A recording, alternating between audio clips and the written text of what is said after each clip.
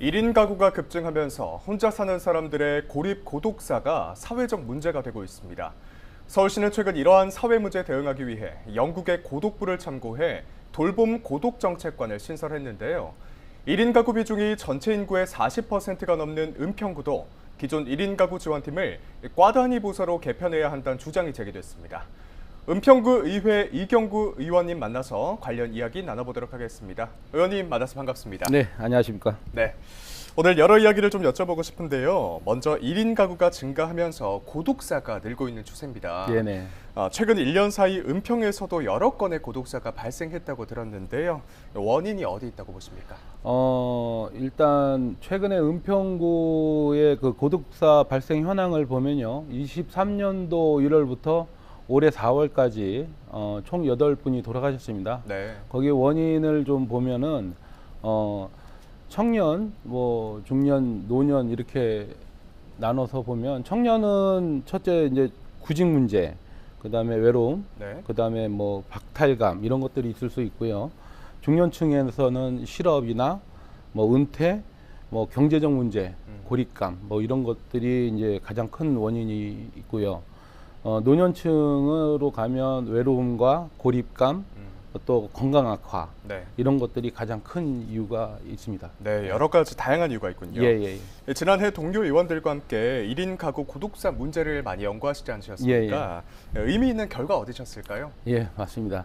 앞서 말씀드렸듯이 고독사는 연령대별로 원인이 좀 다릅니다. 그래서 지난해 연구 단체에서 우리 그 1인 가구 고독사 예방 연구를 위해서 생애 주기별로 차이를 인식하고 이에 맞춰서 맞춤형 예방 대책을 지원하는 게 필요하다고 인식을 했어요. 네. 그래서 청년들한테는 구직을 지원을 하고 중년층들한테는 재취업 그리고 심리 상담, 교육 이런 것들이 좀 필요하고 노년층들한테는 외로움 해소 및 건강 관리하고 돌봄 이런 거를 중심으로 문제를 접근을 해야 된다.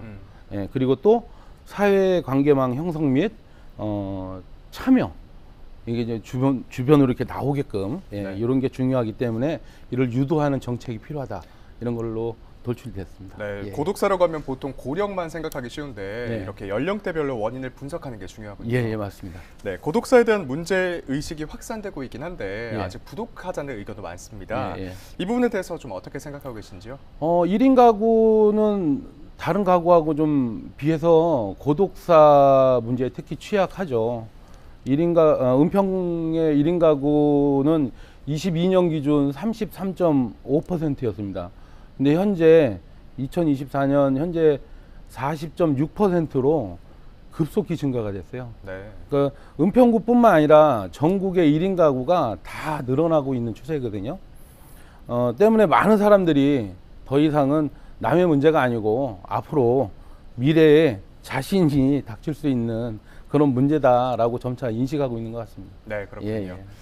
네, 은평구가 은빛솔메이트 플랫폼이라고 의원님께서 우리 5분 발언 통해서 소개해 주신 내용 네, 같습니다. 맞습니다. 예. 어떤 정책이고 실효성이 어떤 건지 소개를 부탁드립니다. 예. 은빛 솔메이트는 은평구 1인 가구 생활 밀착 그 돌봄 서비스인 은빛 솔이라는 그 사업 중에 하나입니다. 네.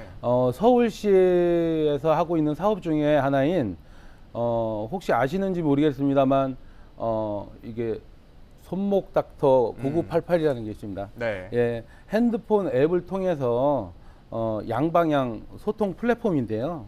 실시간 안부 모니터링도 가능하고요. 네. 그리고 참여 활성화를 통해서 포인트를 제공해 갖고 지역 사랑 상품권도 전환을 해서 다양한 기능을 갖추고 있습니다.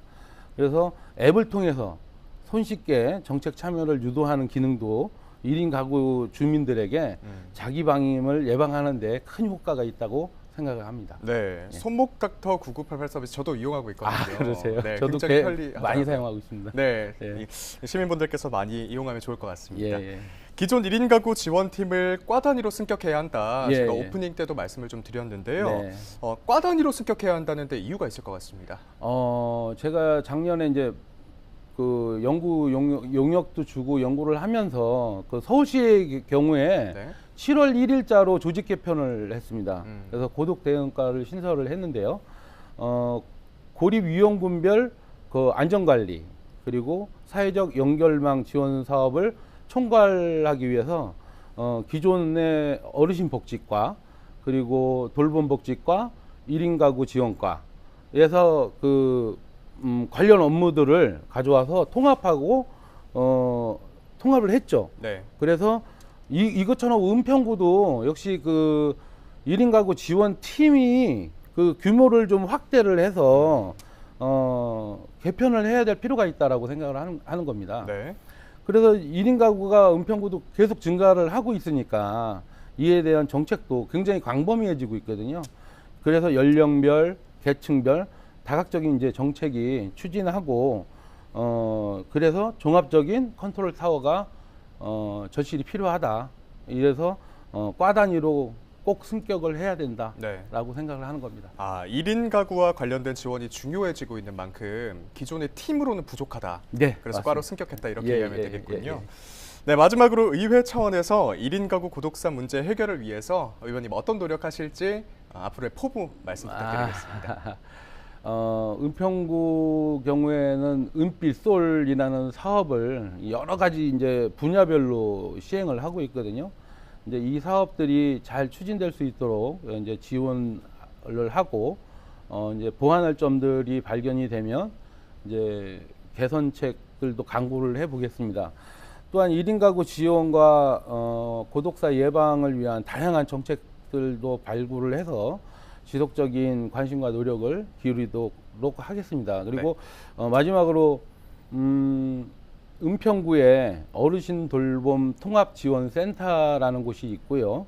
그리고 시립 은평 노인복지관이라는 곳에서 IoT 기계라는 것이 있습니다. 네. 예, 그리고 반려 로봇 사업이라고 해서 그 사업을 좀 이렇게 해서 IoT 기계는 약 한 700가구에게 뿌려져 있고 자두야 봉제 인형과 다솜 K라는 로봇 AI가 약 한 110가구 정도에 뿌려져 있어요.